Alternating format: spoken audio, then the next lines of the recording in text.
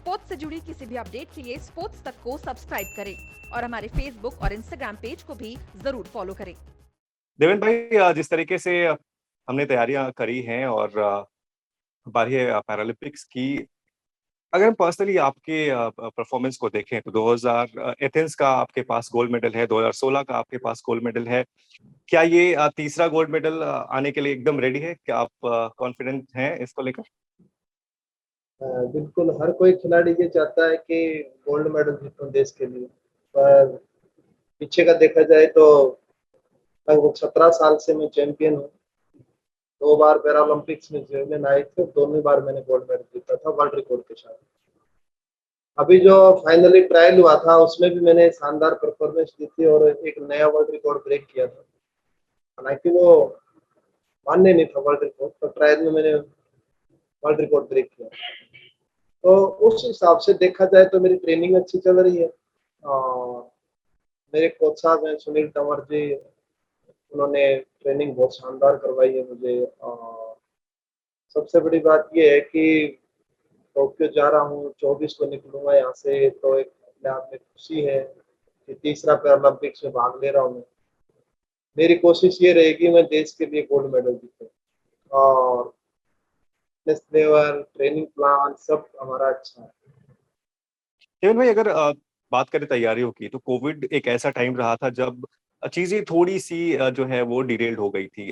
जो अवेलेबिलिटी थी उन्हीं के साथ हमें तैयारियां करनी थी। आपने पहले भी बताया था कि जो भी चीज अवेलेबल थी, चाहे वो गैस का सिलेंडर हो या फिर टायर हो, उसके साथ आपने ट्रेनिंग करी। वो फेज कैसे देखते हैं, और वहां से निकल के आना, एक कॉन्फिडेंस हासिल करना, एक बड़ी चीज आपको लगती है? वो बहुत चैलेंजिंग समय था, बहुत ही सोच भी नहीं सकते थे हम, इतना ज्यादा था कि मैं यहाँ से जब कैंप से चला गया था तो घर पे एक रूम के अंदर रह करके आपको ट्रेनिंग करनी है, आपको वेट नहीं बढ़ने देना है आपको। तो लाइफ में पहली बार ऐसा हुआ कि मैं जेवलिन से दूर हो गया। बचपन में जब जेवलिन हाथ में ली थी उसके बाद मैं इतने लंबे समय तक जेवलिन से दूर नहीं रहा जितना कोविड ने मुझे रखा। लेकिन उस टाइम भी जितना भी मेरे पास अवेलेबल था, जैसे इक्विपमेंट, जैसे साइकिल की ट्यूब से कर लेता था, थेराबैंड से कर लेता था, या गैस सिलेंडर मिले तो आपको वेट ट्रेनिंग उससे करनी है, गाड़ी का टायर मिल गया आपको। लेकिन सबसे अच्छी बात ये रही थी कि जो मुझे टारगेट मिला था, मेरे कोच ने कहा वेट नहीं बढ़ना चाहिए आपका किसी भी हालत में, तो मैंने वेट नहीं बढ़ने दिया। तो प्रॉपरली ट्रेनिंग मेरी वाइफ ही करवाती थी मुझे उस टाइम।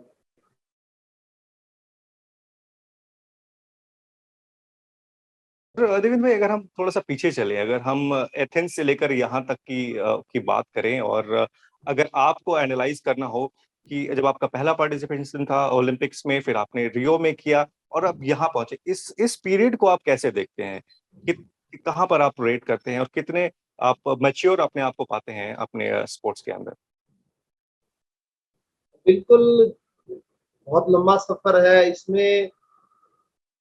सच कहूँ तो मैं भारत का बदलता हुआ स्पोर्ट्स भी देखा है मैंने, खास करके पैरा में। 2004 में जब मैं जा रहा था तो मुझे आज भी याद है, मेरे पिताजी ने मुझे अकेला था विदाई देने वाला कि जाइए देश के लिए खेलिए, एक दिन सरकार भी आपकी सुनेगी, एक दिन पब्लिक भी सुनेगी, एक दिन मीडिया भी देखेगा आपको, सब काम होंगे। तो आज वो दिन आ गया है कि आज इसको पैरालंपिक्स को मीडिया भी बहुत कवरेज दे रहा है। पूरे हिंदुस्तान में एक माहौल है पैरा स्पोर्ट्स का भी। तो और सरकार तो विशेष तौर पे कर ही रही है, उसमें कोई डाउट ही नहीं है, टारगेट ओलंपिक पोडियम स्कीम है वो। तो मैंने वो समय भी देखा था जब कुछ नहीं करते थे पैरा के लिए कोई। आज मैं वो समय भी देख रहा हूँ जब पैरा के लिए सब कुछ कर रहे हैं। तो लंबा समय था, अनुभव है, और वो अनुभव भी कहीं ना कहीं मुझे टोक्यो में बेनिफिट देगा। बिल्कुल बिल्कुल, जरूर बेनिफिट देगा। और देवेंद्र भाई, इस बार करीब 54 हमारे जो है एथलीट्स है, कॉन्टिजेंट वो जा रहा है। 9 अलग जो डिसिप्लिन हैं वो इस बार हैं। ओवरऑल अगर आपको देखना हो हमारे पैरालंपिक कंटिजेंट को, आपको कितने एक्सपेक्टेशंस लग रही हैं इस बार मेडल्स की? बिल्कुल, हमारा बहुत ही शानदार परफॉर्मेंस रहेगी और हमारे बहुत से खिलाड़ी मेडल होप में हैं। मेरा मानना है कम से कम 15 से 17 मेडल हम जीतेंगे और एक ऐतिहासिक परफॉर्मेंस रहेगी हमारे देश की। बिल्कुल। और सबसे इम्पोर्टेंट बात, प्रधानमंत्री खुद स्पोर्ट्स में पर्सनली इन्वॉल्व होते हैं, वो सारी चीजों के ऊपर में नजर रखते हैं और कल आप लोगों के साथ उनकी बातचीत भी है। ये कितना मोटिवेशनल होता है? बहुत बड़ा मोटिवेशन है हमारे लिए, खास करके माननीय प्रधानमंत्री जी हमसे बात कर रहे हैं। सबसे बड़ी बात ये है कि हम एक पॉजिटिव सोच के साथ जाएंगे यहाँ से, एक कॉन्फिडेंस के साथ जाएंगे हम टोक्यो, कि हमारा प्राइम मिनिस्टर भी हमसे बात कर रहा है और हमसे ही नहीं हमारे परिवार से भी वो बात करेंगे, तो बहुत अच्छा लगता है। परिवार वालों को बहुत अच्छा लगता है कि हमारे परिवार के सदस्य से एक अच्छा परफॉर्मेंस दे रहा है, तो हमें भी माननीय प्रधानमंत्री जी हमसे पूछते हैं, बात करते हैं। और सबसे बड़ी बात इसमें मैं यही कहूंगा कि जब देश का एक प्रधानमंत्री स्पोर्ट्स में इतना इन्वॉल्व होता है, तो मैं ये कहना चाहूंगा कि आने वाले समय में भारत में स्पोर्ट्स कल्चर डेवलप होगा, स्पोर्ट्स का एक माहौल क्रिएट होगा, ये सबसे बड़ी बात होगी। बिल्कुल। और जिस तरीके से हमने अभी देखा, जब ओलंपिक्स चल रहे थे, प्रधानमंत्री ने खिलाड़ियों से बात की, उनको मोटिवेट किया और अगर आप देखें उसका रिजल्ट बेस्ट एवर परफॉर्मेंस रही हमारी, 7 मेडल और उसमें नीरज का आपके ही स्पोर्ट्स डिसिप्लिन में गोल्ड मेडल आना, इसके ऊपर में आपका क्या टेक है? बिल्कुल, आज तक के सबसे ज्यादा मेडल हमने जीते हैं, टॉप 50 देशों में हम शामिल हो गए हैं। और नीरज की बात करूं तो वास्तव में ही लाजवाब, बहुत शानदार परफॉर्मेंस दिया है। ओलंपिक दुनिया का सबसे बड़ा खेल का मंच है, उसमें जाके परफॉर्मेंस देना बहुत बड़ा चैलेंज होता है। बाई कंट्री भी आपको प्रेशर रहता है, इतना बड़ा कंपटीशन होता है, उसमें जाके नीरज ने जो परफॉर्मेंस दी है, उनकी टेक्निक लाजवाब टेक्निक थी और उन्होंने गोल्ड मेडल जीता। अपनी लगभग बेस्ट परफॉर्मेंस दी है नीरज ने, लगभग। तो मैं कहूंगा कि उस दिन नीरज ने जो प्रदर्शन किया वो ऐतिहासिक प्रदर्शन था, उसके लिए उनको बहुत बहुत बधाई। और मैं क्या, पूरे देशवासियों की तरफ से उनको बधाई। उन्होंने एक ट्रैक एंड फील्ड इवेंट में एक ऐसा रास्ता दिखाया हिंदुस्तान को कि गोल्ड भी जीत सकते हैं, मेडल ही नहीं गोल्ड भी जीत सकते हैं।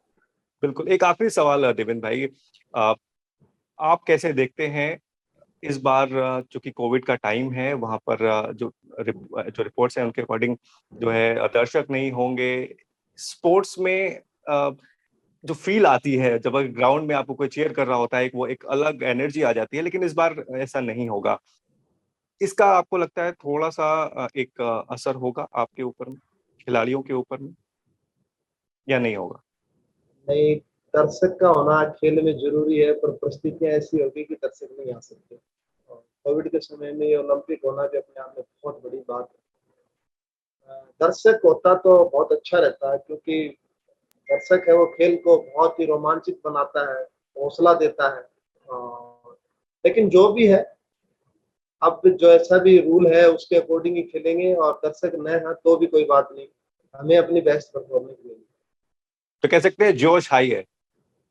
बिल्कुल कॉन्फिडेंस हाई है, कोई प्रॉब्लम नहीं है। और जिस हिसाब से हम जा रहे हैं, आज हमारी भारत की पैरालंपिक्स टीम है वो बड़ी लाजवाब है, शानदार है, और शानदार ही परफॉर्मेंस देगी।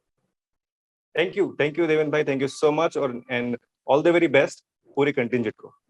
Thank you. स्पोर्ट्स से जुड़ी किसी भी अपडेट के लिए स्पोर्ट्स तक को सब्सक्राइब करें और हमारे फेसबुक और इंस्टाग्राम पेज को भी जरूर फॉलो करें।